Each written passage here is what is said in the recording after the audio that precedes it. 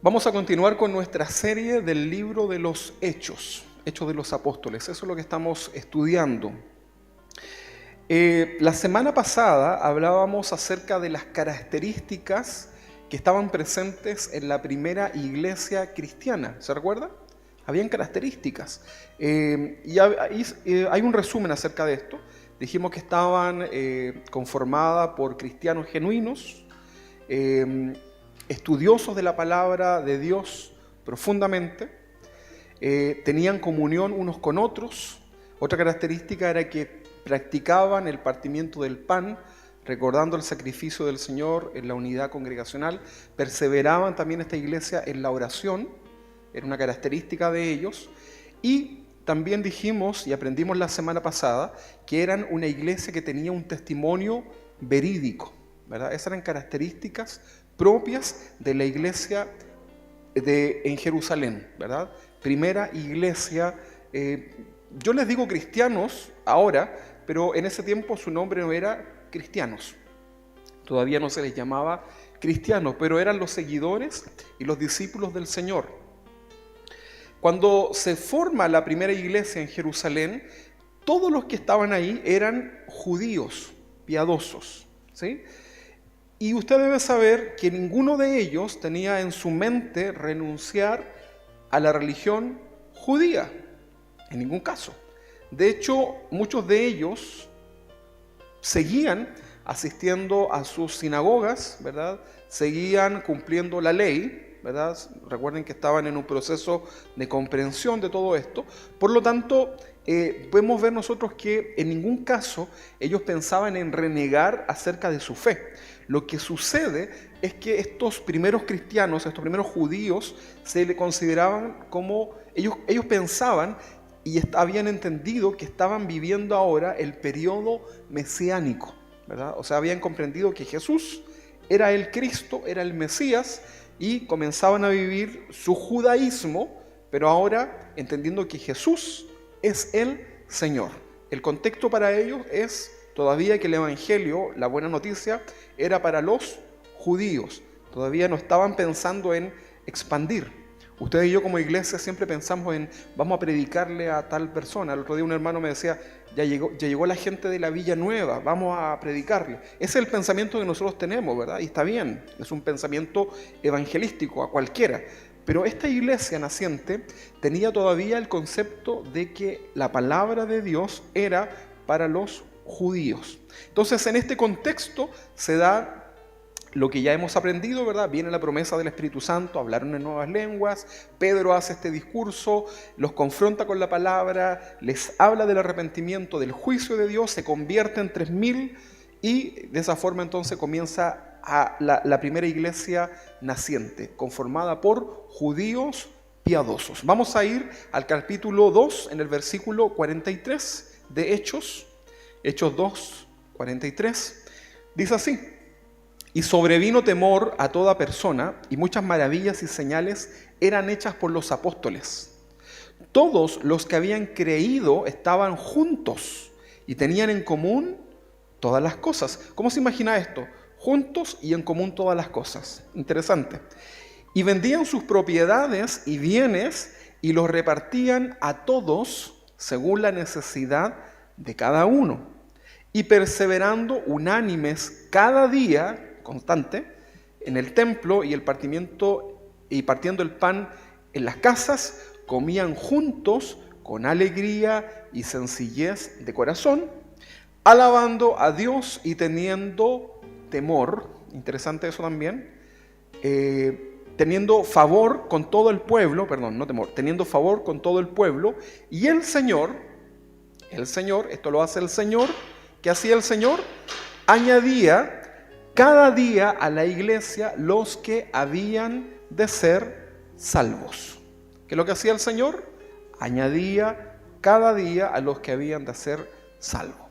Ahora, sigamos entonces hablando hoy día de las características de la primera iglesia en Jerusalén. Por lo tanto, el título de hoy, si usted lo quiere anotar, es Característica de la primera iglesia, parte 2, ¿verdad? Otras características más.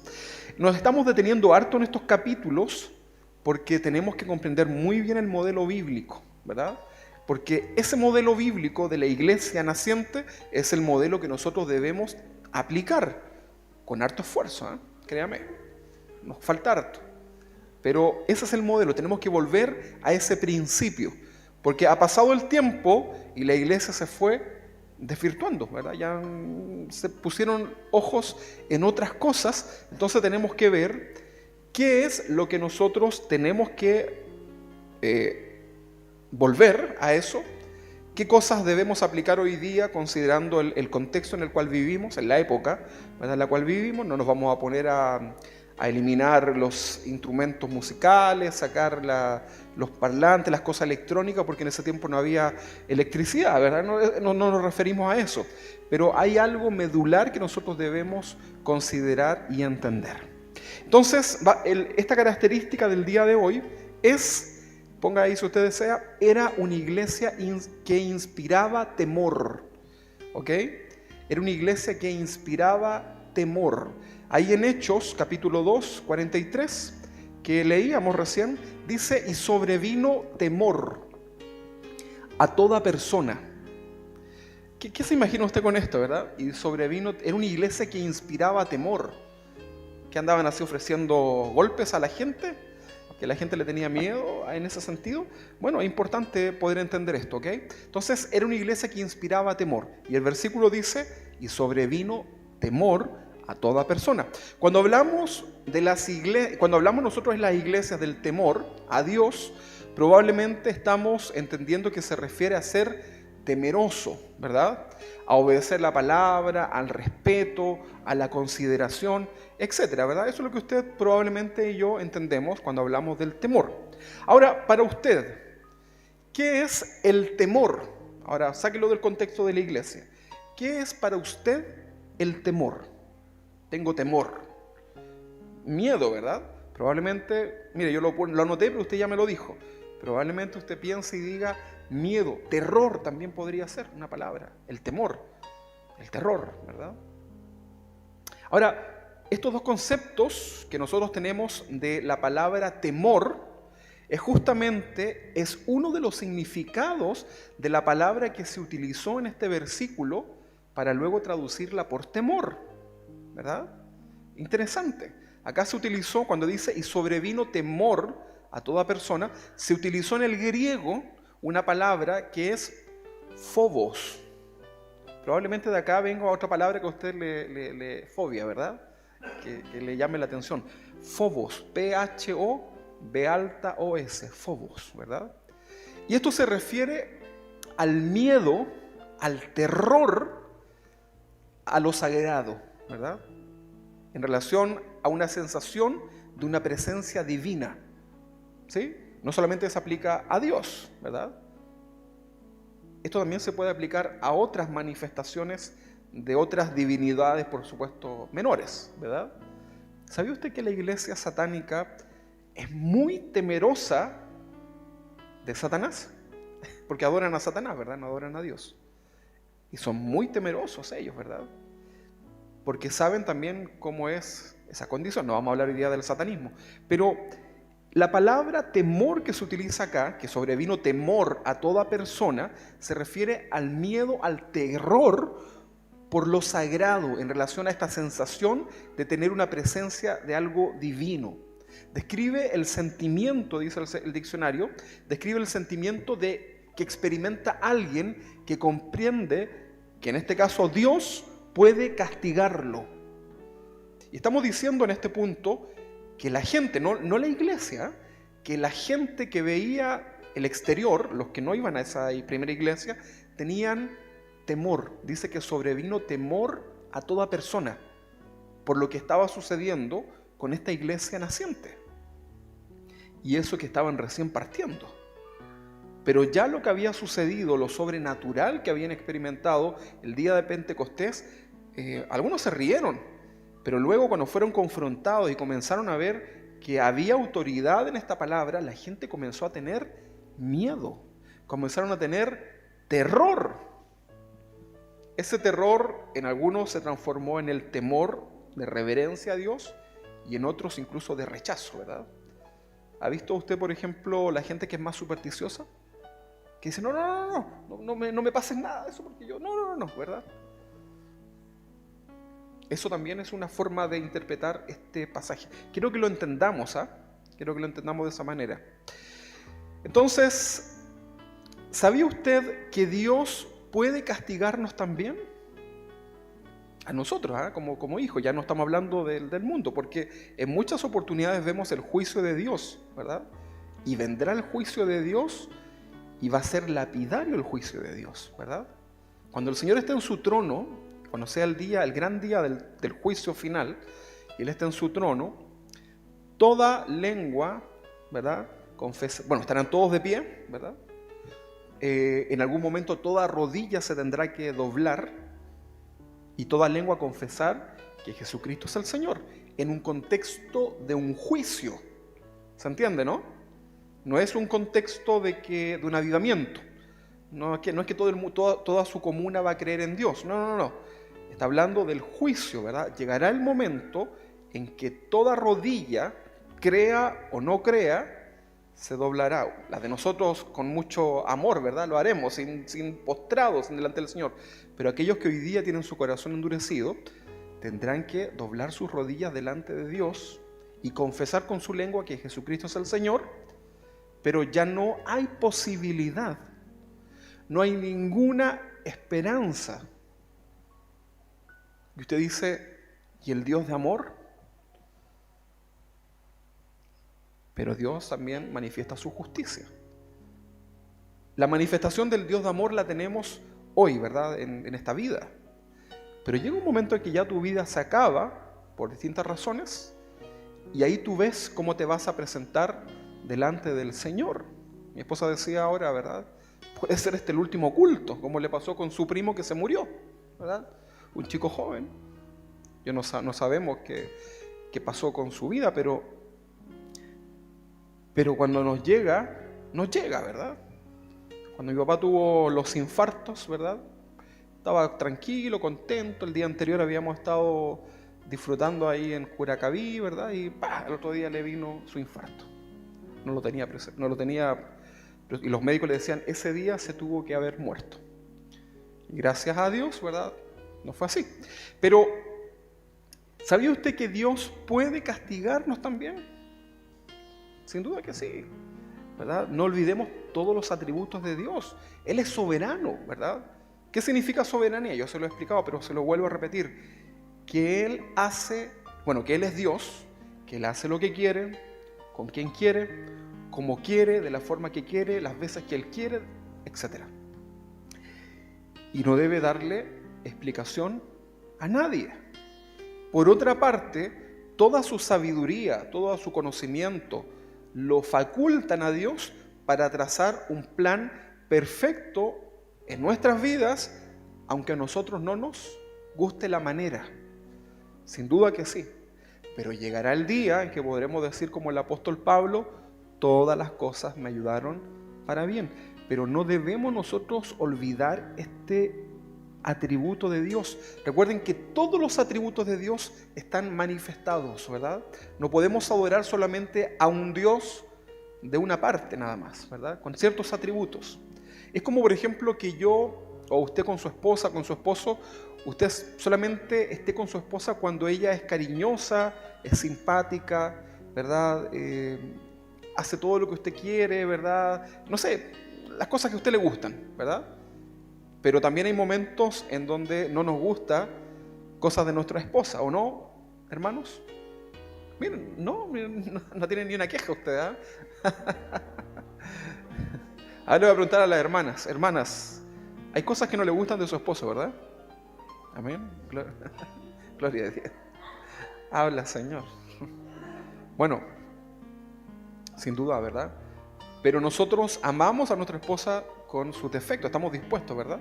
O sea, yo sé que mi esposa hoy día puede estar muy amorosa, ¿verdad? Podemos estar muy bien, pero en algún momento va a volver a manifestar las cosas que a mí no me gustan y yo ante ella lo mismo, ¿verdad? Pero aún así estoy dispuesto a amarla, a seguir estando con ella, ¿verdad? Bueno, hasta ahora. No. Entonces, ¿sabías que Dios puede castigarnos? ¿Sabías que Dios es soberano? ¿Sabías tú que Dios es un Dios de justicia, que le da a cada uno lo que merece? Ahora, en ese aspecto también se aplica la misericordia, porque probablemente todos nosotros debiésemos estar consumidos, eliminados. ¿Verdad que sí? Si aplicamos la justicia.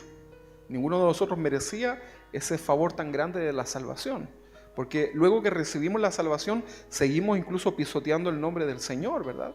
Lo seguimos haciendo. No le damos el lugar que a Él le corresponde. Entonces también tenemos la ira de Dios, que también es parte de un atributo, ¿verdad? La ira santa de Dios, el celo de Dios. También saber que Él es completamente santo, ¿verdad? Que no soporta delante de su presencia lo no santo, ¿verdad?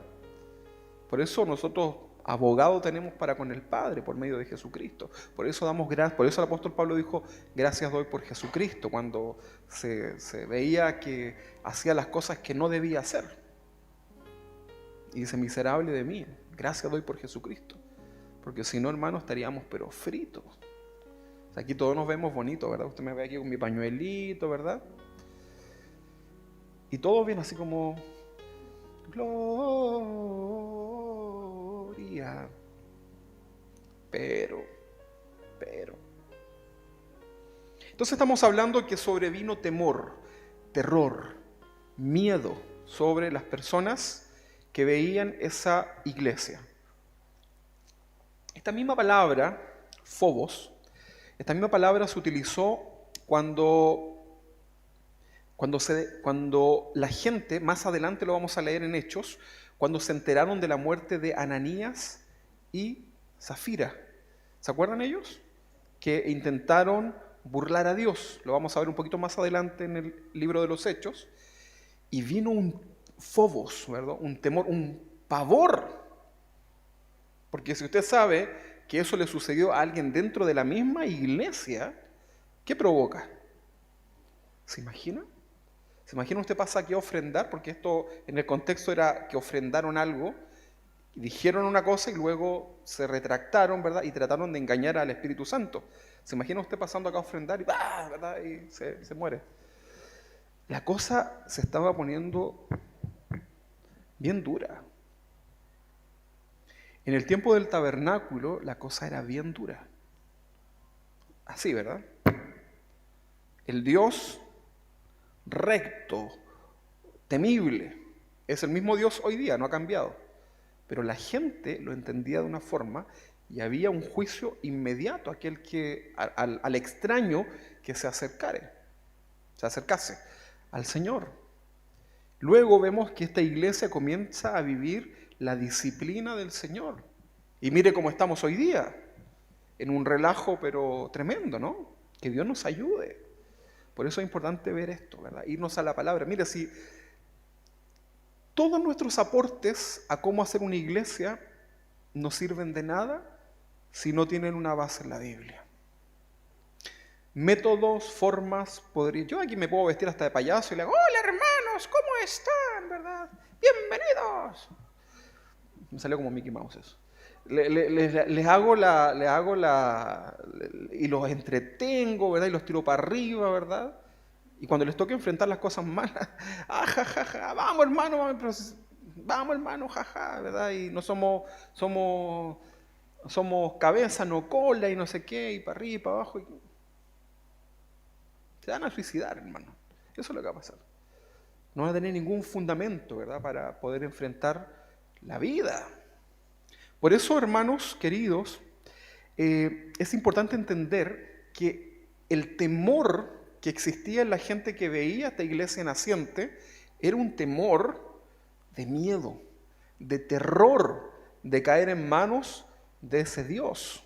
Dice la Biblia en otro pasaje: horrenda cosa es caer en manos de un Dios vivo, aplicado a los que estamos dentro de la iglesia. Yo he visto el juicio de Dios sobre hombres, lo he visto. He visto el juicio de Dios sobre pastores que han sido, pero literalmente aniquilados, ¿verdad? Literalmente, con todo, ¿verdad? No quedó pero nada, ¿verdad? El juicio de Dios vino. Y tuvieron la oportunidad de arrepentirse y lo hicieron. pero el juicio de Dios vino sobre las personas. Por eso, hermanos, horrenda cosa es caer en manos de un Dios vivo. Dios hará todo lo necesario para que tú endereces tus pasos en esta tierra. Entonces, cada vez que se usaba esta palabra, phobos, ¿verdad? Miedo, temor, en algún contexto bíblico, entonces era una sensación no muy agradable en las personas. Hay varios pasajes, por tiempo no los puedo decir ahora, pero hay muchos pasajes en donde se utiliza esta misma palabra, phobos, ¿verdad? El temor, que provocaba las cosas. Incluso el Señor mismo en su ministerio público. Muchos experimentaron este phobos. Ahora, el poder y la manifestación del poder sobrenatural de Dios causa temor en las personas, ¿verdad que sí? A muchos. ¿Ha escuchado alguna vez a gente que dice, no me gusta que me oren porque me da miedo, ¿verdad? Bueno, algunos porque habían visto cosas que ya sobrepasaban los límites, ¿verdad? Pero mucha gente tiene miedo de acercarse a Dios, ¿verdad? Porque les da miedo. Les da miedo. Ahora, ese temor a Dios, ese respeto, no significa que esas personas se van a convertir al cristianismo, ¿verdad? Hay mucha gente que tiene temor, ese temor, ese phobos de Dios, pero nunca toman la decisión, ¿verdad? No quieren tampoco porque el orgullo está por sobre eso, ¿verdad? Ahora, pregunta para ustedes, ¿le da miedo, por ejemplo, a usted presenciar una liberación de demonios en la vida de una persona? Pero no es algo agradable, ¿verdad? No es algo agradable. A lo mejor usted lo entiende, y, ok, pero no es algo que usted quisiera, ¿verdad? Las cosas sobrenaturales que pueden darse en un contexto cristiano, porque también existe esa lucha, ¿verdad? Esa lucha que tenemos espiritual, causa temor, ¿verdad? Es algo que sucede, ¿verdad? Bueno, también muchas personas temen la palabra profética. Yo me acuerdo que en alguna iglesia, cuando más joven, todos los jóvenes nos arrancábamos cuando venía el pastor, el hermano que venía quizás de otro país, que tenía como ese don de darte una palabra, ¿verdad? Porque en cierta forma como que nos iba a echar al agua en nuestros pecados, esa era la verdad. Entonces como que todos los jóvenes íbamos como a mirar afuera, ¿verdad? Y ahí estaba el hermano dándole palabra a mucha gente y a veces la palabra era dura. Pastor Chuy comentaba que en una oportunidad un pastor, había un grupo de pastores, ¿verdad? Y un pastor que tenía esa palabra de Dios confrontó a uno y le dice, tú golpeas a tu esposa delante de todos. Fuerte, ¿no? A veces es necesario. Tengo una palabra para... no se asuste, no se asuste. Pero sabes que muchas veces Dios nos ha dado palabra y la hemos compartido con algunos de ustedes y ha sido incómodo, ha sido difícil. Pero provoca ese miedo, ¿verdad? A que me descubran, a que vean, ¿verdad? Mi desnudez en lo espiritual. Entonces, eso era lo que provocaba justamente el poder de Dios en aquel tiempo, ¿verdad? La manifestación genuina de los dones espirituales puede causar temor en las personas. Ahora, esto tiene que ser en un contexto de algo genuino, por supuesto, ¿verdad? Porque hay cosas que son ya absurdas, ¿verdad? Acompáñenme, si quiere, usted en 1 Corintios, capítulo 14, 23. Acá hay un contexto que usted debe leer, pero dice así, 1 Corintios 14, 23. Si pues toda la iglesia se reúne en un solo lugar y todos hablan en lenguas y entran indoctos o incrédulos, está hablando de no creyentes, ¿verdad? Contexto, en la iglesia están hablando en lenguas y entra un indocto, ¿verdad? Alguien que no creyente, ¿verdad? ¿Qué dice? ¿No dirán que estáis locos? Probablemente dirán eso, ¿verdad? Ok.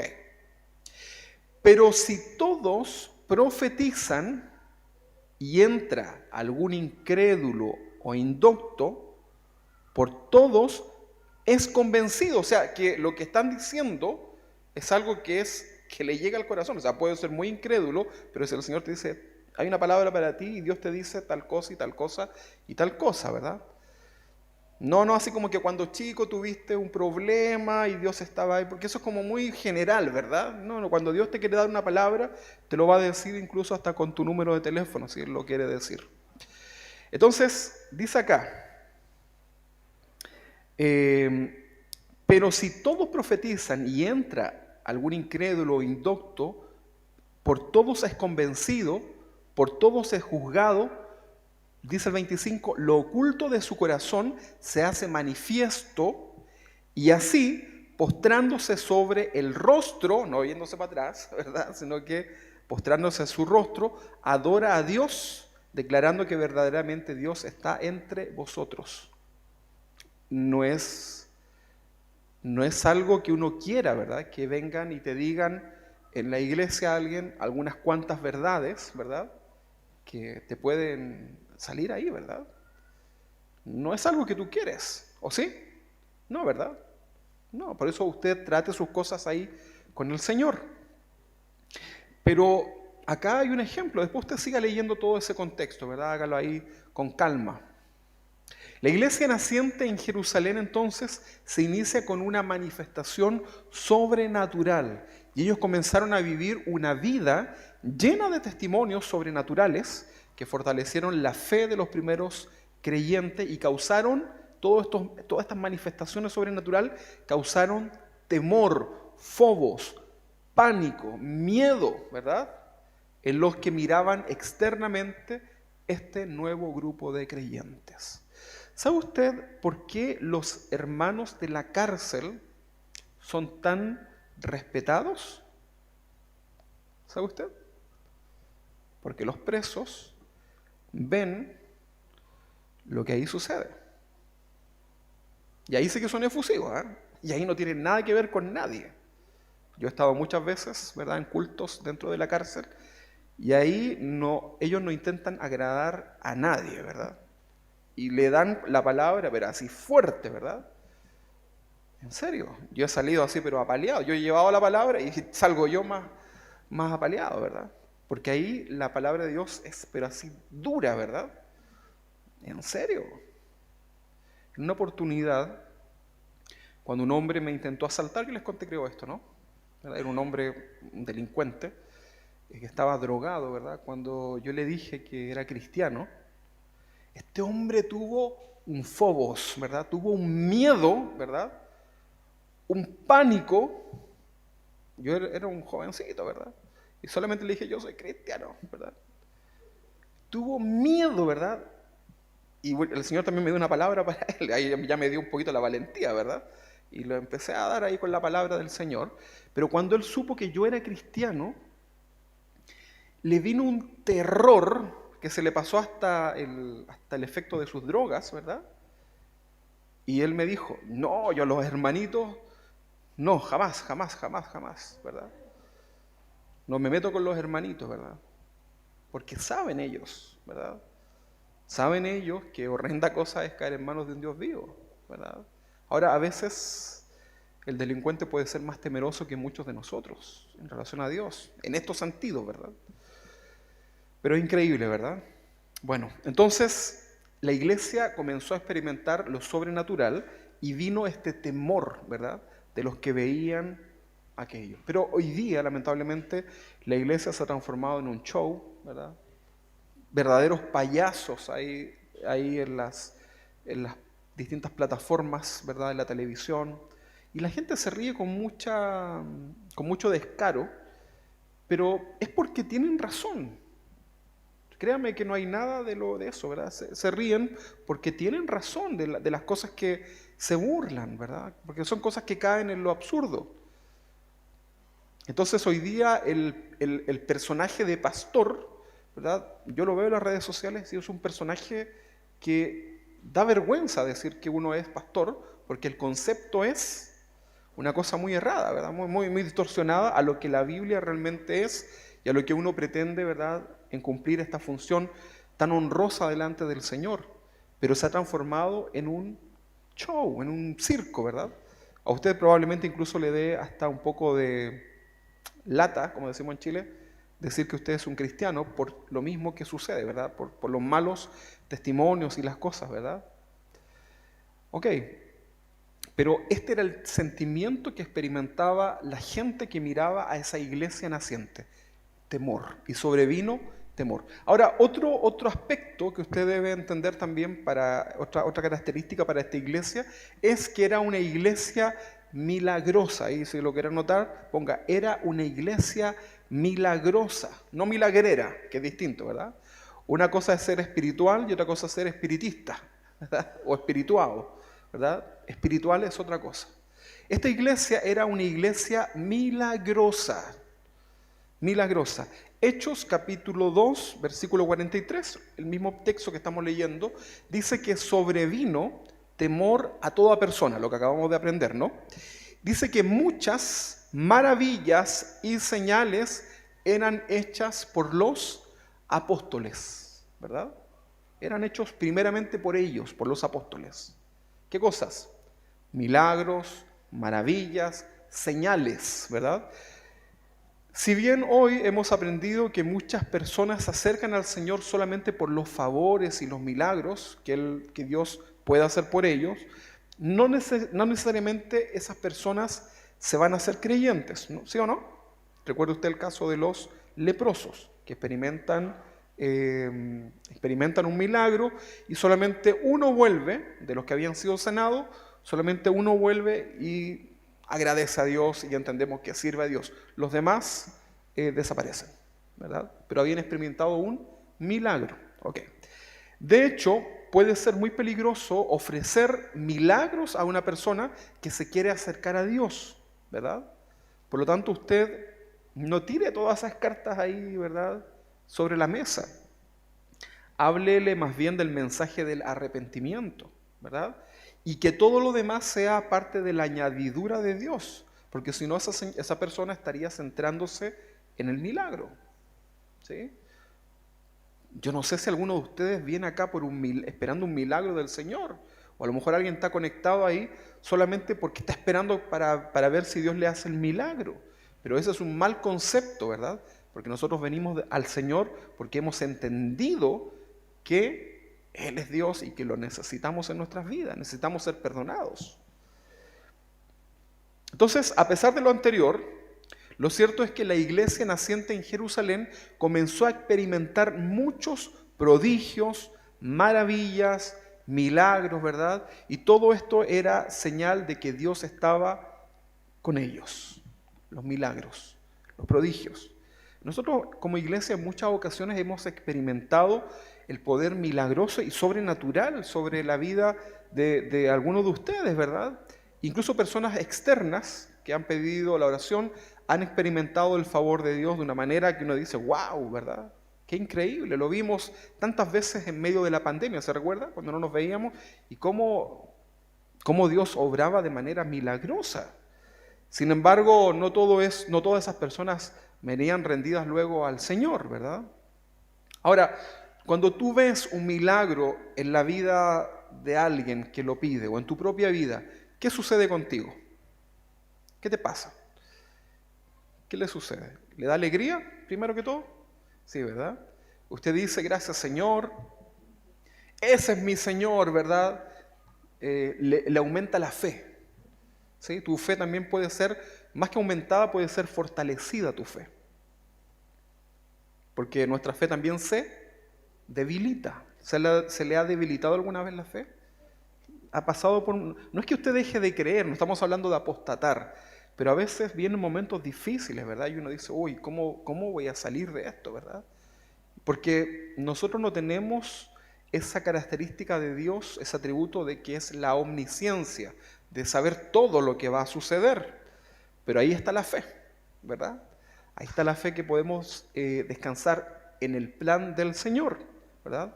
Bueno, entonces vemos nosotros que esta iglesia entonces comienza a experimentar estos prodigios y milagros, ¿verdad? Y eso Dios lo permitió y sirvió para que aumentaran su fe, ¿verdad? Y para que también otros creyeran. Los milagros fueron una forma en que muchas personas decidieron creer al mensaje de Jesús, ¿verdad? Pero ahí tenemos que ser muy cuidadosos. Nosotros no podemos ser la iglesia de los milagros, ¿verdad? Porque vamos a atraer gente que busca eso, ¿verdad? Si le ponemos afuera iglesia del arrepentimiento, probablemente no venga nadie, es un muy mal nombre, ¿verdad? Iglesia, el juicio de Dios, tampoco, ¿verdad? Entonces pongámosle algo más comercial, dicen algunos, ¿verdad? Y hay gente que busca un nombre comercial, ¿verdad?, para su iglesia, ¿verdad? La iglesia que se adapta a tus necesidades, ¿verdad? Una iglesia para ti, ¿verdad? Entonces, tenemos que nosotros comenzar a entender que los milagros fueron la forma en que muchas personas pudieron decidir en creer en el mensaje de Jesús. También fue una de las razones por la cual el Señor hacía los milagros. Muchas veces también el Señor le dijo a otros, no digas nada de lo que hice en ti, sigue calladito nomás, ¿verdad? Ya se te dirá lo que tienes que hacer. Pero a veces, ¿verdad?, los milagros Dios los permite para que las personas puedan sacar también sus cargas, puedan ver la mano del Señor. Hay gente que lo necesita, ¿verdad? Pero como les decía, también puede ser algo que a veces puede ser peligroso, ¿verdad? En la forma que la persona lo necesita. Hay personas que necesitan ver milagros poderosos de Dios en sus vidas para tener fe, ¿verdad? En algunos casos Dios lo considera. Por ejemplo, la mujer que tocó ¿cómo se llama? El manto del Señor. ¿Se recuerda? ¿Qué dijo ella? Si toco el borde. No dijo el manto, dijo el borde. ¿Por qué? Porque en el borde del manto de los rabinos, de los maestros, había una especie como de costuritas, como de adornitos, ¿verdad? Y la gente, había una costumbre, una creencia que la gente decía que si tocaban esa parte, podían recibir como un milagro, por decirlo así. Entonces, la fe de ella era una fe supersticiosa. Mira, ella dijo, si solo tocar el borde del manto del maestro, ella podría haber dicho, si solo el Señor me mirara, me presentara, pero dijo, si toco el borde. Ahora, ¿consideró Dios esa fe?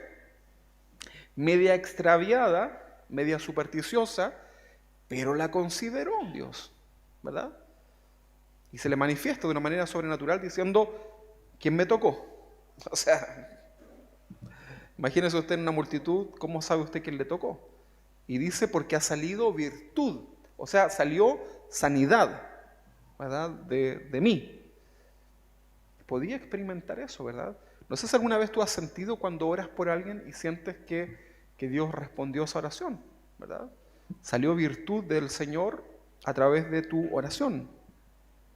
Entonces, hay personas que necesitan ver este milagro, ¿verdad? El problema está en aquellos que, viendo la manifestación milagrosa, evidente del poder de Dios, se niegan a creer en Dios. Y ahí está el problema. Muchas veces es solamente orgullo. ¿Cuánta gente que tú conoces que ha recibido un milagro así, pero tremendo, hoy día no creen? ¿Verdad? Como que Dios me cumplió. Y a lo mejor tú sí le preguntas si hoy soy tan agradecida del Señor inmensamente. Dios es muy bueno, el tatita Dios, ¿verdad? No, yo Jesucito lo tengo atrás de la puerta principal, no de la cocina. Ahí tengo yo una fotito de Él, ¿verdad? No, si Jesús es muy importante, ¿verdad? Claro, pero no le dan el lugar, ¿verdad? Entonces sacamos y desempolvamos al Jesús para la Semana Santa, para la Navidad, medio distorsionado, ¿verdad? Lo sacamos, ¿verdad? Y por ahí para algún funeral, para alguna cosa que salga en el momento, ¿verdad? Pero no, hermano, si Dios no es un amuleto. No. Él está ahí en su trono, ¿verdad? En su trono de gloria, ¿verdad? Y usted y yo somos los que venimos reverentemente delante del Señor, al trono donde Él habita eternamente, y nos acercamos, ¿verdad? Confiadamente por medio de Jesús. Pero tenemos a veces un mal concepto, ¿verdad? Ahí estamos, ¿verdad? No hay nada, no hay absolutamente nada en tu vida y en mi vida que pueda impedir la adoración a Dios. Él siempre es digno de recibir toda la adoración y toda la gloria. No importa lo que a ti y a mí nos pase. Es difícil entender esto, ¿verdad? Pero Él sigue siendo digno, ¿verdad? Y a lo mejor usted ahí en su lecho de agonía, ¿verdad? Usted sigue adorando al Señor porque Él sigue siendo digno, ¿verdad? Y si nos morimos, del Señor somos, ¿verdad? Y usted va a decir, bueno, ¿por qué no me moría antes, verdad? Pero tenemos también cosas ahí en el corazón. Hay temores también propios, ¿verdad? A lo desconocido. Pero ya vamos a ver. Bueno, entonces, nosotros como congregación, bueno, hay muchos que niegan hoy día, hay muchas iglesias cristianas que niegan que hoy día existan los dones de milagro. Mire, ellos dijeron que los dones de milagro cesaron con los apóstoles, porque decían que solamente los apóstoles eran los que hacían milagros, ¿verdad? Y que cesaron, ¿verdad? Dicen, no, si ya cesó, ¿verdad? El don milagroso, ¿verdad? Ya no existe, ¿verdad? Bueno, eso es lo que dicen muchos, pero nosotros como congregación creemos que Dios sigue haciendo milagros y también creemos que sigue haciendo sanidades hoy, ¿verdad? Y que ha repartido en algunos de ustedes dones de sanidad y de milagros. Son dones que la Biblia nos enseña, ¿verdad?, que pueden estar presentes en algunos de ustedes. Por lo tanto, si usted tiene un don de sanidad, usted tiene que ponerlo en disposición, ¿verdad? Si hay un enfermo, usted tiene que ir y orar por el enfermo. O se va a estar guardando ahí el don, ¿verdad? Es que tuve miedo, es que no me atreví. ¿Se acuerda usted de la parábola de los talentos? Bueno, trate de aplicarle un poco a esto, ¿verdad? Entonces, ya pues, como decía mi abuelito, ya pues, mijito. O decía también mi abuelito, no señor, ¿verdad? Tenía el dedo todo choco ya.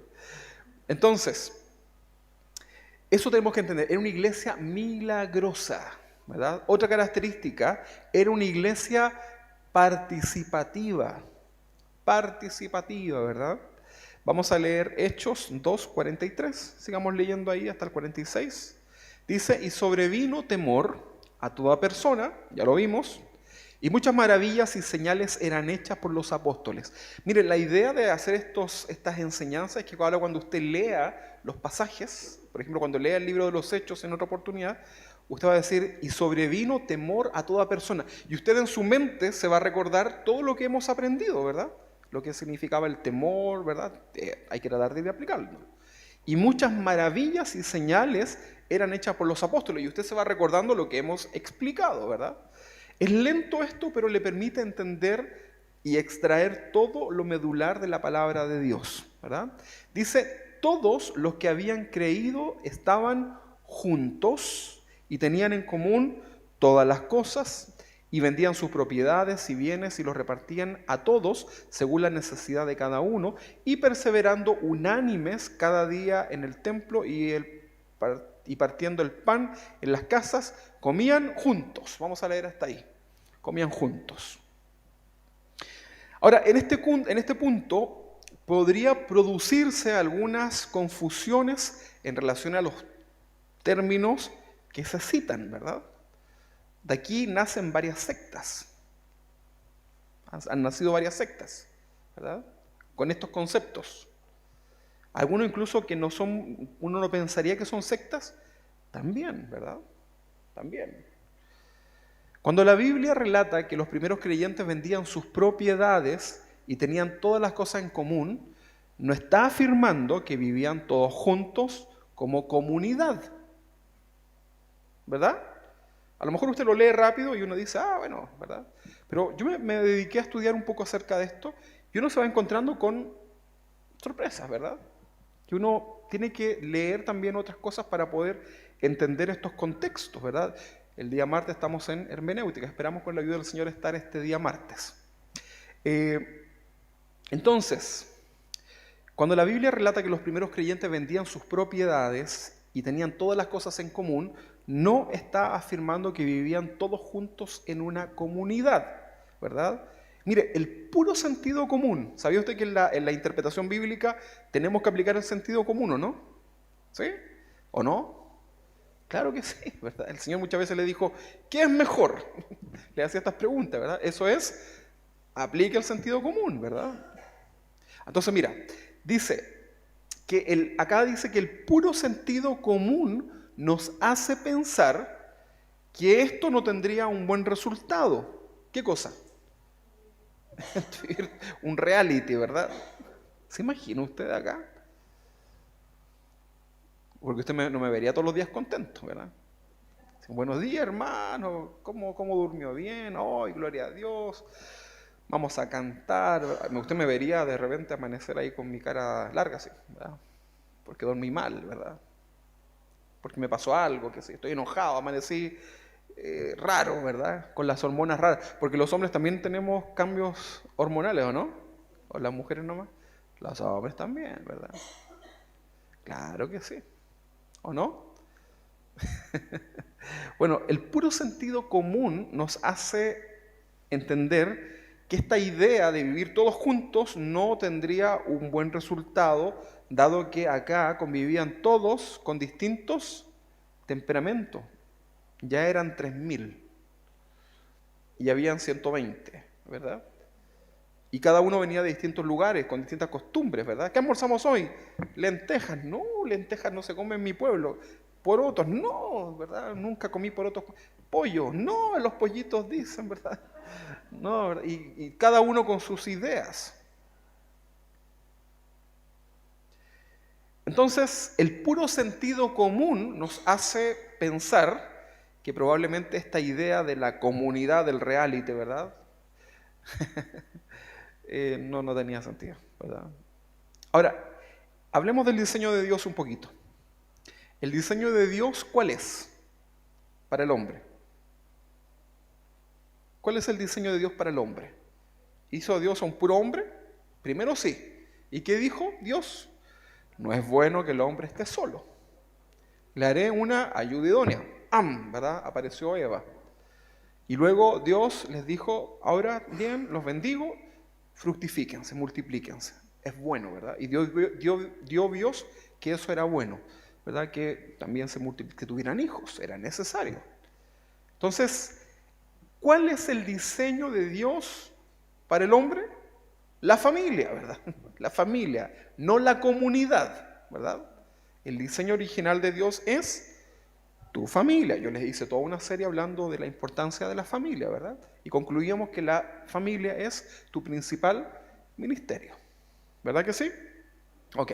Entonces, el diseño de Dios es la familia, no la comunidad, ¿verdad? Ahora, otro concepto, el patriotismo y el nacionalismo es otro ejemplo que Dios quiere para cada creyente. ¿Sabía usted eso, no? Es extraño, ¿eh? Usted no tiene que andar preocupándose de lo que pasa en otros países, en Bolivia, que los argentinos, que los de Pakistán, de no sé qué. No. Podemos orar sin duda que sí. No estamos diciendo que seamos indiferentes, ¿verdad? Si hay un terremoto, todos vamos a colaborar y qué sé yo, ¿verdad? Pero lo que Dios enseña es lo medular hacia afuera, sin dejar de preocuparte de lo más importante, ¿verdad?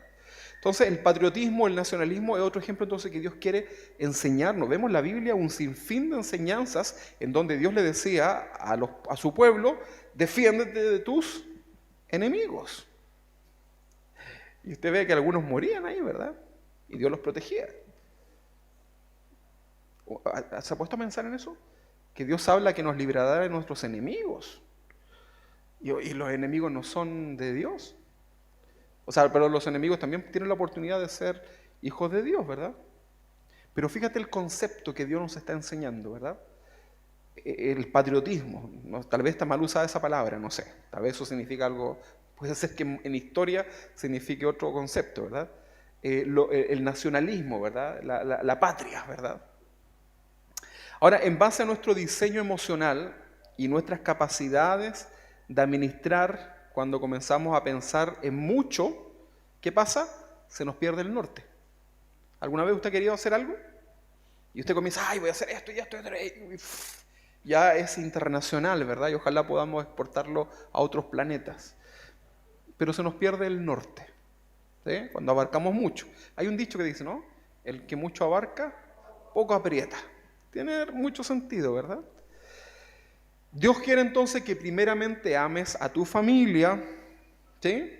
Tienes que amar a tu familia con toda tu fuerza, con todo tu corazón. Mire, yo amo más a mi esposa, a mis hijos que a usted. Ah, pero es así, pues, ¿no? Bien, está bien eso, está bien. No significa que yo no lo ame, yo no dije eso. Ok, pero antes de mi familia y mis hijos amo más a Dios. Oh, ¿verdad?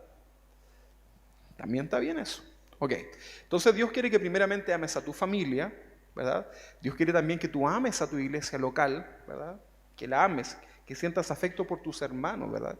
Que te duelas cuando alguno pide la oración, ¿verdad? Que sientas el dolor, por ejemplo, del hermano Pedro que está ahora ahí pasándolo mal, ¿verdad?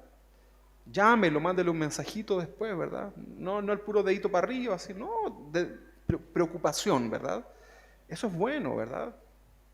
Entonces, Dios quiere que tú ames a tu familia, que ames a tu iglesia local, que ames tu barrio, donde tú vives. Amas tu barrio, ¿no? Ah, pero es que la vecina, pero tienes que amar a tu barrio, ¿verdad?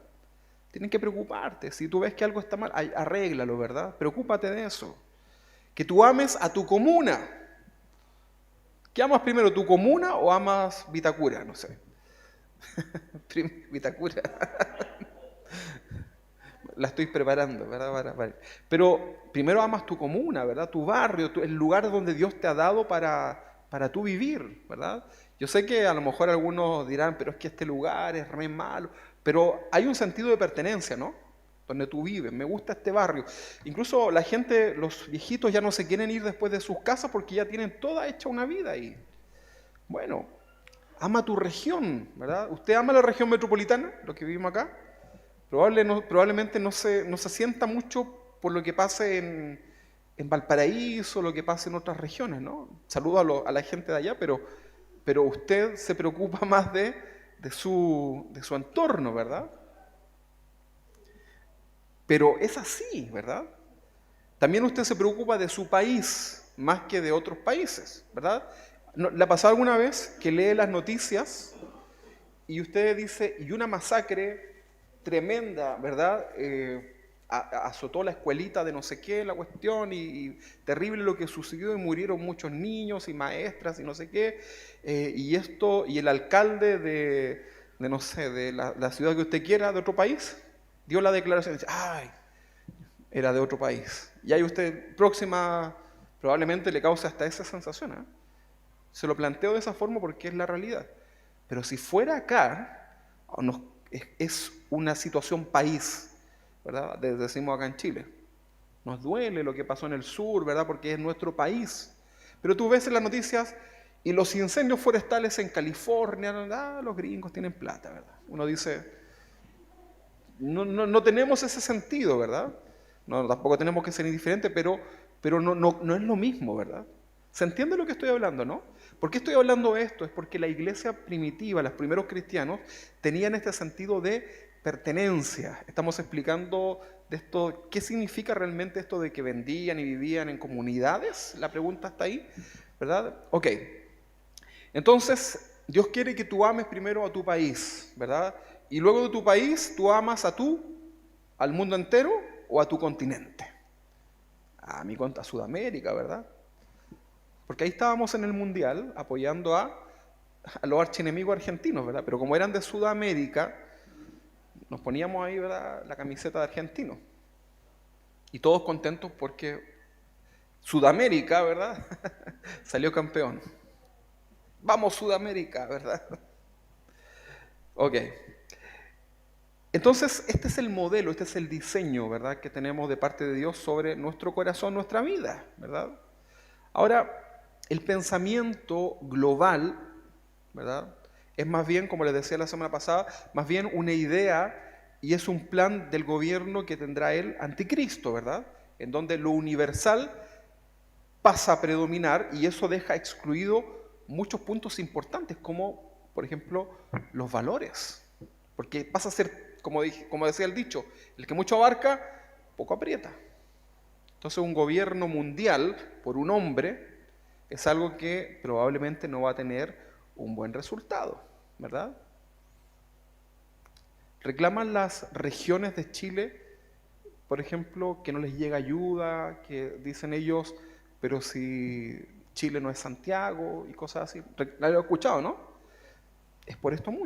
Justamente por esto mismo, ¿verdad? Por la capacidad. Solamente el Señor tendrá esa capacidad de poder gobernar con justicia todo este planeta, nadie más que el Señor. Entonces, cuando habla que los primeros cristianos vendían sus propiedades y tenían las cosas en común, no está afirmando que se desprendían de todos sus bienes, ¿verdad? Ni que vivían todos juntos en un templo o en un lugar, ¿verdad? O que vivían todo el tiempo ahí todos juntos. Contexto, para poder entender esto, apliquemos la hermenéutica. Hay que ver un contexto.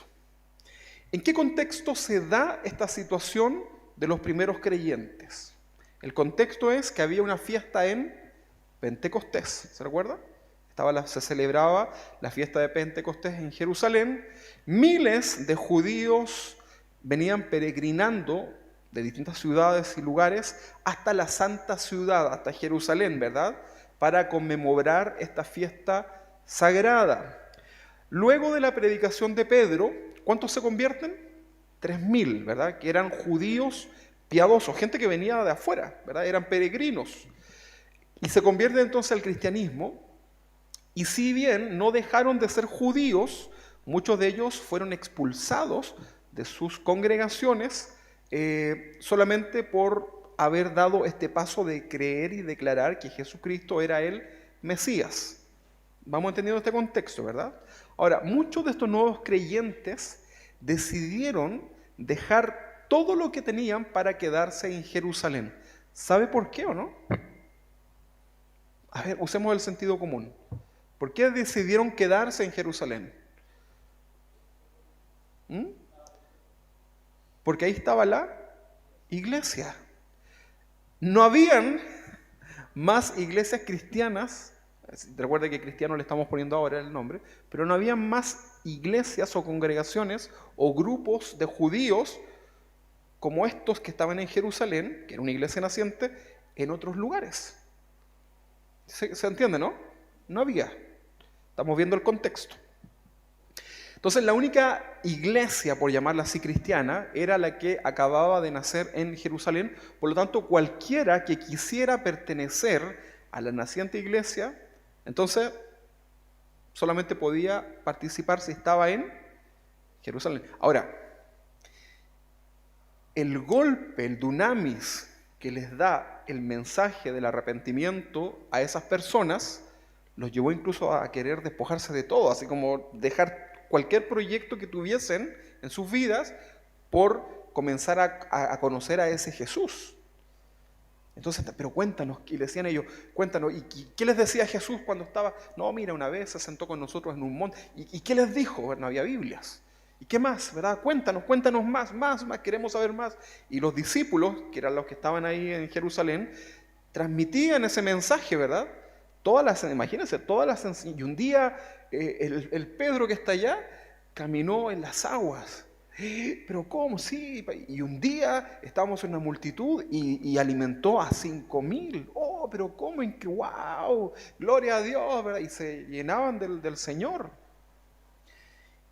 Y eso les tomaba mucho tiempo. O sea, probablemente las vigilias ahí eran espontáneas, ¿verdad?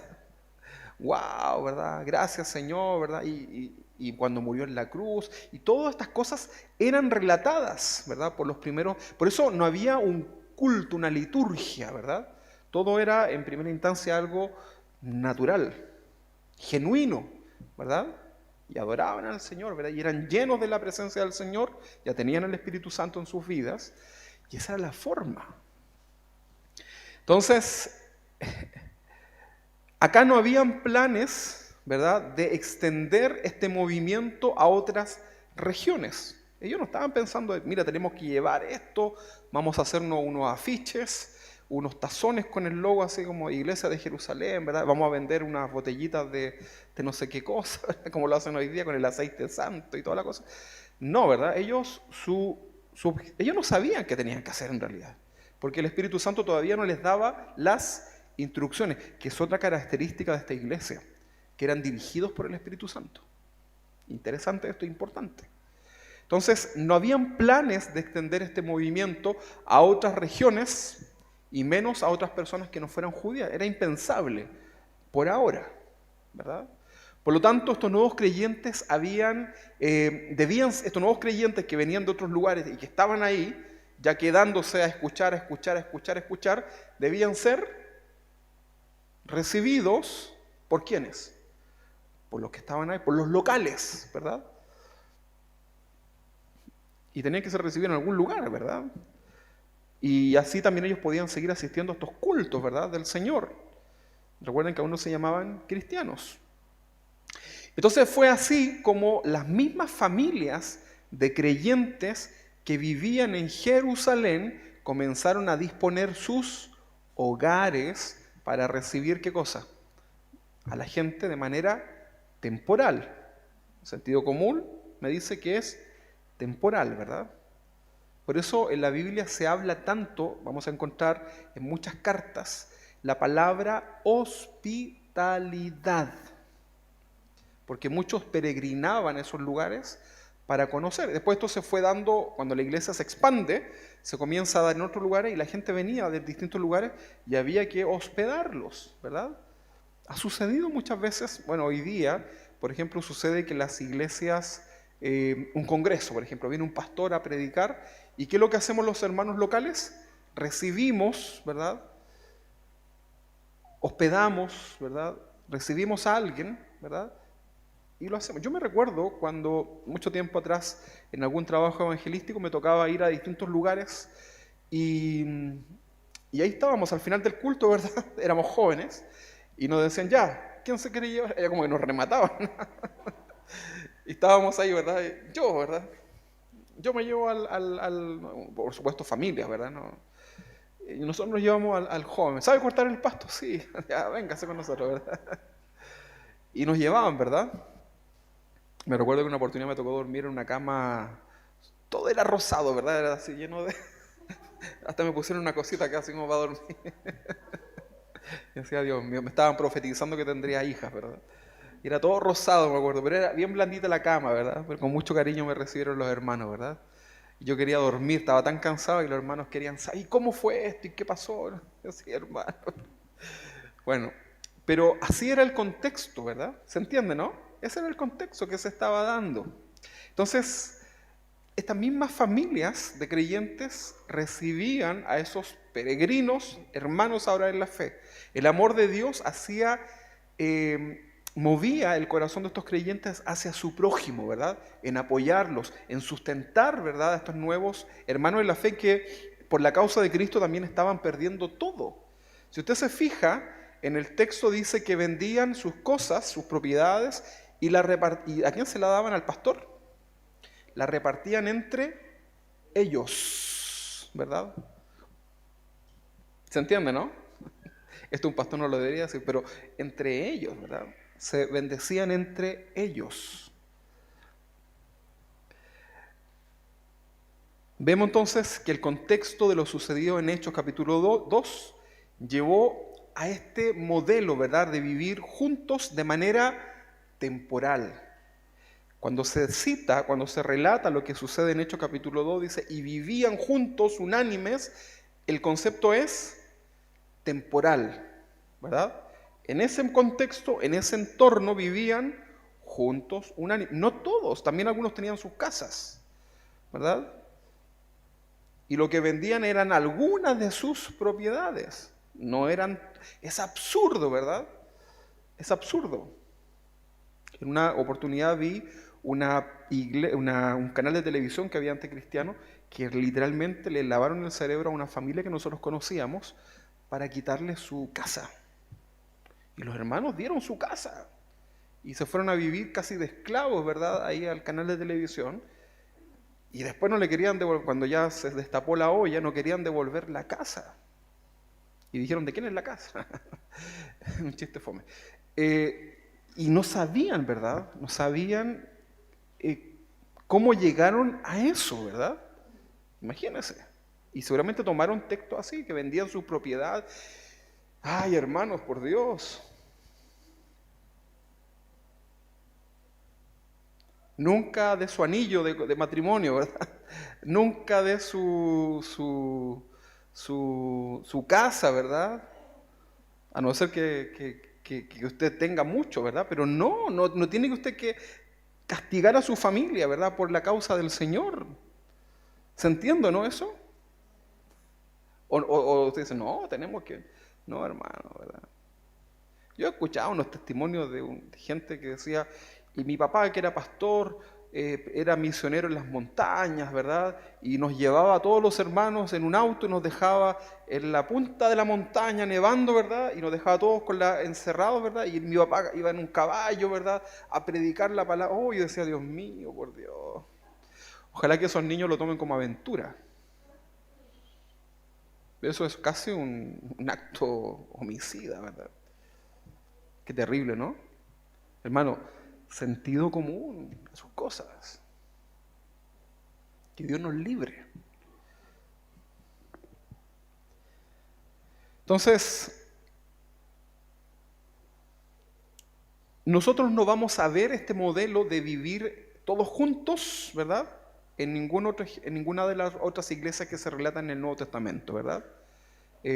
No lo vamos a ver, ¿verdad? En la medida que esta iglesia avanzó al mundo gentil, no vemos esa idea, ¿verdad? Pero algunos hoy día, algunas sectas, lo han hecho, ¿verdad? Y la gente, algunos incluso se fueron a un lugar apartado, vendieron todo, se lo dejaron al líder y se mataron. Y el líder se quedó, porque él no se mató, no es ni tonto, ¿verdad? Pero a esos niveles llega la gente. Bueno, veremos entonces... la iglesia, la nueva iglesia era una congregación participativa, era dadivosa, era preocupada de las necesidades de la obra del Señor, de cada creyente. Y vamos a ver más adelante cómo se establece el ofrendar como un principio de adoración a Dios, porque venía solamente el concepto del tabernáculo, pero vamos a ver cómo se establece esta figura, ¿verdad? Que era dar ahora bajo la gracia. Primera de Corintios capítulo 16:1. Primera de Corintios 16:1 dice, en cuanto a la ofrenda para los santos, haced vosotros también de la manera que ordené en la iglesia de Galacia. Habría que leer ahí lo que Pablo ordenó a la iglesia de Galacia. Y dice, cada primer día de la semana, ¿cuál es el primer día de la semana? El domingo. Cada primer día de la semana, cada uno de vosotros ponga aparte algo, no dice todo, ponga aparte algo según haya prosperado. O sea, si a usted le está yendo mal y tiene su dinero justo para su familia, ¿verdad? El otro día le decía a un hermano eso que me preguntaba, le decía, si tú tienes 30,000 pesos, te queda, estás en el día 29, 27, en los días críticos, ¿verdad? Antes del fin de mes, y tienes 30,000 pesos, ¿verdad? Y tienes que comprarle pañales, tienes que comprar leche y tienes que ofrendar. ¿Qué es lo que haces tú? Y tuvo temor, ¿verdad? Dijo, compro la leche. ¿Qué cree usted? ¿Está bien o está mal? No, está bien, hermano. Si no, causas piedra de tropiezo a tu familia. Es que el Señor me movió y quiero darlo por fe. Bueno, asegúrate que realmente sea de Dios, ¿verdad? Asegúrate. Pero Dios jamás va a querer que tú castigues a tu familia de esa forma, ¿verdad? Así que por eso tenemos que tener cuidado. Por eso el ofrendar tiene que ser algo primero reverente y en temor, ¿verdad? Tienes que estar bien con los demás para poder hacerlo, pero también tienes que aplicar el sentido común, ¿verdad? Ahora, si no te queda dinero para ofrendar porque eres desordenado, porque gastas en lo que no debes, entonces el llamado es a que te ordenes, ¿verdad? Para que puedas apartar para el Señor. Pero en ningún contexto debes castigar a tu familia, ¿verdad? Pues si no vas a causar una piedra de tropiezo en ellos, ¿verdad? Hijo, no le voy a comprar los zapatos para para el colegio, así que va a ir con los del año pasado, pero mamá, si están malos, están feos, están rotos. No, no, no, hijo, vamos a presentar esta ofrenda al Señor el domingo, ¿verdad? Así que con la plata de sus zapatos vamos a ofrendar. ¿Qué crees tú que siente tu hijo? Que no entiende todavía las cosas, las profundas que a lo mejor tú puedes entender.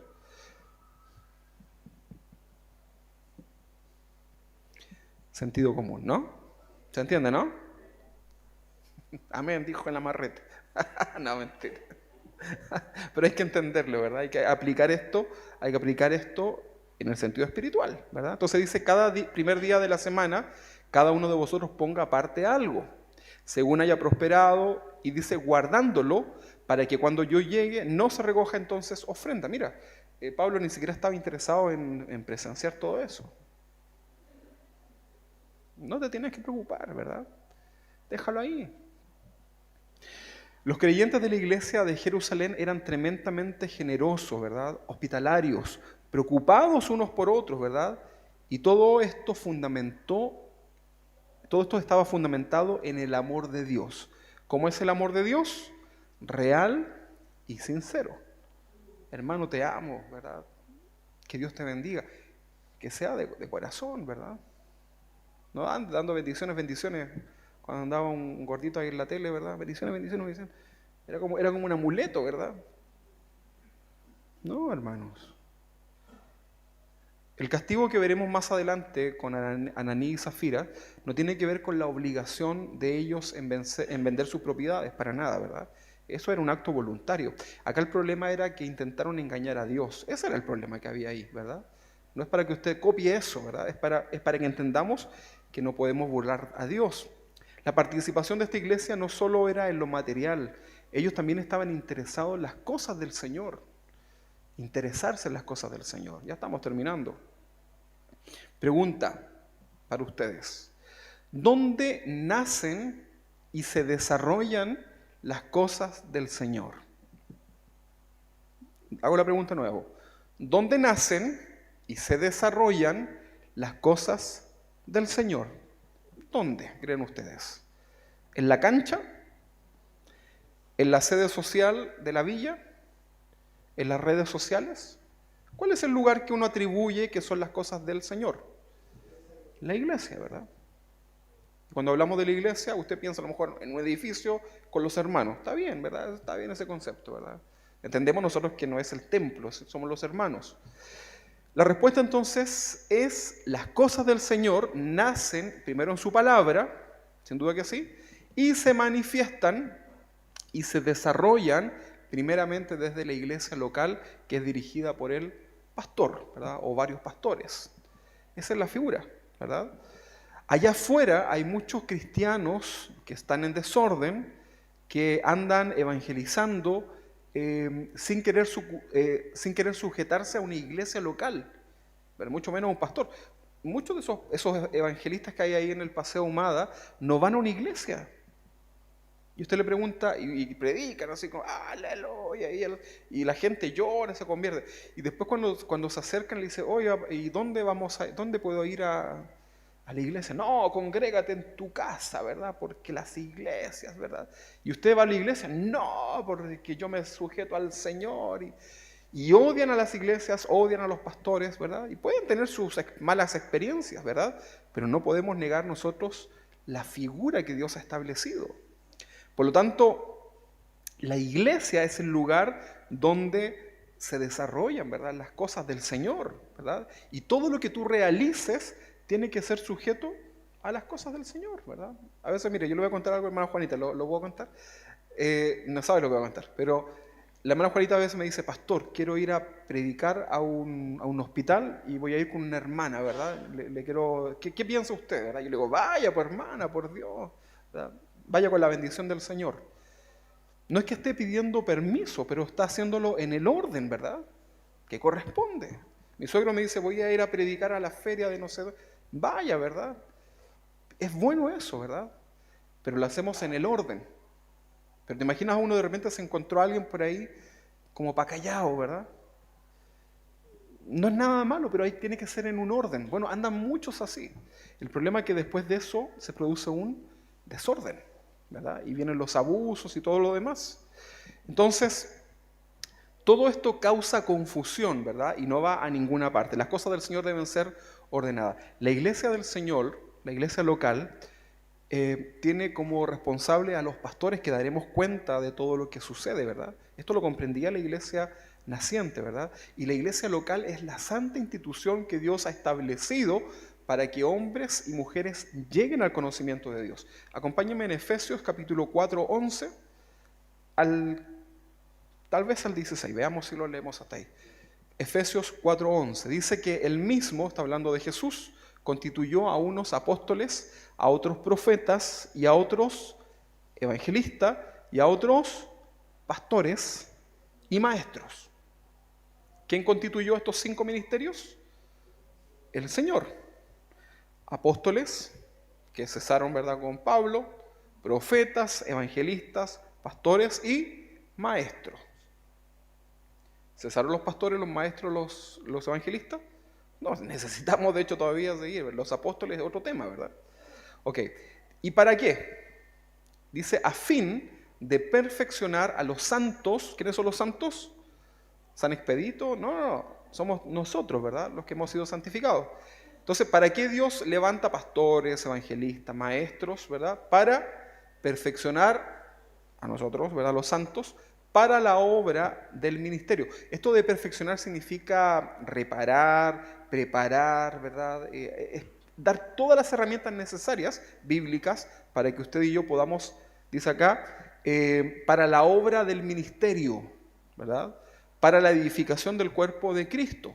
Luego dice el versículo 13, hasta que todos lleguemos a la unidad de la fe y al conocimiento del Hijo de Dios, al varón perfecto, etcétera, etcétera. Ustedes pues lo leen.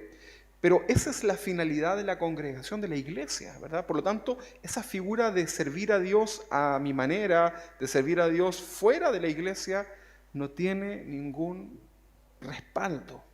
Por eso es importante que tengas este sentido de pertenencia, ¿verdad? Hay gente que tenemos dentro de la congregación, que son parte como del número, pero que no tienen ese sentido de pertenecer, ¿verdad? Cualquier cosa va a estar por sobre su iglesia local, ¿verdad? No les interesa si el hermano tiene un problema, ¿verdad? No se interesan en las cosas, ¿verdad?, que la iglesia local desea hacer para la obra del Señor. Entonces se mantienen externos y esa es una figura que no está bien. Debemos nosotros acercarnos, ¿verdad que sí? Es incómodo para el pastor tratar de traerlo y es incómodo para usted que lo estén tironeando, ¿verdad? Entonces acérquese, ¿verdad? Siempre le decimos a los hermanos, cuando los visitamos, le decimos, ahora ustedes acérquense, ¿verdad? Les damos la instancia para que ustedes comiencen a acercarse y háganse parte, ¿verdad? Del núcleo, ¿verdad? Del centro que es Cristo, ¿verdad? Entonces, si usted tiene conflictos en comprender o entender esta función de la iglesia como santa institución dada por Dios y los pastores como encargados de perfeccionar a los cristianos por medio de la palabra, entonces si tiene este conflicto usted está en un problema, ¿verdad? Debemos conversar, ¿verdad? Para imponerle mano santa y ungirlo con aceite caliente. Pero hay que conversar, ¿verdad? Porque estos conceptos son anticristo, ¿verdad? No debemos nosotros permitir que eso. Por lo tanto, los primeros creyentes en la iglesia de Jerusalén no solo participaban en lo material, sino que también ellos también se interesaban en participar de todo lo necesario, ¿verdad?, que estuviese en esa iglesia. ¿Vamos a orar? Oramos. ¿Vamos a evangelizar? Vamos a evangelizar. Oremos por el hermano, orando todos por el hermano, ¿verdad? Ayudemos al hermano que está en problema, ayudemos todos al hermano que está en problema. Levantarnos los unos con los otros, ¿verdad? Hay un hermano enfermo, hermano, clamemos, date ánimo en el Señor, ¿verdad? Le ayudo, ¿verdad? Hermana, le ayudo a cocinar, le ayudo a hacer algo, no sé. Es parte de la familia del Señor, ¿o no? Claro que sí, es parte de eso. Siempre hay que cuidar, obviamente, los límites, ¿verdad? Entonces, si eran convocados a un culto en la semana, iban. Se reunían a orar. De hecho, los cristianos oraban los miércoles y los viernes, ¿eh?, en el templo. Era el día del ayuno y de la oración de la iglesia. Lo vamos a aprender más adelante. Pero había una participación, ¿verdad?, en todo esto, ¿verdad? con alegría, con sinceridad. Mire, en alguna oportunidad tuvimos que suspender, me recuerdo, el culto por votaciones, ¿verdad? ¿Se recuerda? Que no pudimos, me tocó a mí ser vocal de mesa en todas las votaciones, ¿verdad? Era el vocal de Chile. Y tuvimos que suspenderlo porque aparte que no podíamos hacer culto porque la ley así lo establece. Pero yo me sentía tan extraño, ¿verdad? Así como, oye, no, me sentía como cuando usted trasnochó, ¿verdad? No durmió y a los días tiene que levantarse y como que anda como con el cuerpo raro, ¿verdad? Espiritualmente me sentía extraño, ¿verdad? De no haber tenido la comunión con los hermanos, de poder mirarlos a la cara, ¿verdad? Yo el día domingo ya termino cansado, por supuesto, las piernas ahí me siento, ¿verdad? Así que si me siento yo estoy, usted tranquilo, no es mala educación. Pero contento de haber compartido, de haberles visto, ¿verdad? De haberles abrazado, de saber que Dios está con ustedes, de llevarme también esa tarea de orar por alguna necesidad. Es algo hermoso que se da dentro de la congregación, ¿verdad? Y ahí vamos a enfrentar nuevamente la semana. Pero debemos ser parte, ¿verdad? Cuando no somos parte, cuando nos alejamos, cuando estamos así como medios malulos por ahí, nos sentimos mal, ¿verdad? Y ahí andamos así como, ahí como arrinconados, ¿verdad? Como Pedro, cuando negó a Jesús. Dice que Pedro miraba todo desde lejos para que no lo reconocieran. Y ahí andaba Pedro, así como, con el pandero así escondido, ¿verdad? Para que no lo vieran, no lo reconocieran. Pero estaba mal Pedro. Y vemos después lo que hizo el Señor. Amén. La próxima semana seguimos hablando acerca de la iglesia. Y era una iglesia alegre. Póngase de pie. Despacito ahí, ¿verdad? Para los huesitos. Y vamos a orar. Yo estoy haciendo ejercicio con mi esposa, así que estamos súper adoloridos. Así que si me abraza y me aprieta y me quejo, no es la unción, ¿verdad? Bien, vamos entonces a orar. Aprendamos de esta iglesia, hermanos. Aprendamos, apliquémoslo, ¿verdad? Sacúdase, ¿verdad? Y volvámonos a la senda antigua, como dicen por ahí, ¿verdad? Pero no estamos hablando de esas otras sendas antiguas, estamos hablando de volvernos a la palabra del Señor. Amén. Y haciendo esto, podremos llegar a la meta. Amén. Queremos ser una iglesia bíblica, no una iglesia de tradiciones, no una iglesia de costumbres, sino que ir a lo que la palabra del Señor nos enseña y ser personas normales, ¿verdad? Pero que amamos al Señor con todo nuestro corazón. Vamos a orar. Señor, te damos gracias, Señor, porque estamos viendo a través de tu palabra, Señor, en este libro de los Hechos, cómo tu iglesia comienza a formarse, Señor, en un contexto difícil, Señor, porque todos ellos estaban amenazados de muerte, todos ellos estaban prácticamente en la mira de aquella sociedad, pero Señor, vemos cómo el impacto que tú provocaste en sus vidas fue tan grande que eran capaces de olvidarse de todo aquello, eran capaces de dejar todo lo que tenían, Padre, por conocerte a ti, Señor, por escuchar los prodigios, los milagros, las enseñanzas que tú habías hecho, Señor, con cada uno de los que tuvieron la posibilidad de conocerte en vivo y en directo, Señor. Padre, queremos ser como esa iglesia, Señor. Si en nosotros hay hoy día indiferencia, si en nosotros hoy día existe esto de no entender lo que significa ser un hijo tuyo y pertenecer a tu iglesia, Señor, ayúdanos. Sacúdenos, Señor, en nuestro corazón espiritual para poder ir con todas nuestras fuerzas a ti, Señor. Queremos ser parte, Señor, y experimentar lo que esta iglesia naciente hizo, Señor. Muchas veces oramos porque queremos ver la manifestación de tus milagros, Señor, de lo sobrenatural en nuestra vida. Es algo hermoso, Señor. Pero, Padre, lo queremos hacer comprendiendo cómo era en el principio, Señor, lo que tú querías. En el nombre de Jesús, bendice a mis hermanos, Señor. Bendice a tus hijos, Señor, que estamos en este lugar. Ayúdanos, Señor, a poder vivir en nosotros esta iglesia, Señor, la iglesia que es tuya. En el nombre de Jesús, bendícenos. Ayúdanos durante esta semana, Señor. Tenemos muchas cosas que enfrentar, muchas situaciones, Señor. Y todo lo ponemos delante de ti, Señor. Recibimos, Señor, paz en nuestro corazón. Recibimos fuerzas, Señor, que provienen de ti. Y sabemos, Señor, que tú vas delante de nosotros, Padre, abriendo puertas y cerrando otras, Señor, para que nos vaya bien. En el nombre de Jesús, Señor, bendice a tu iglesia. Muchas gracias, Señor. Amén y amén.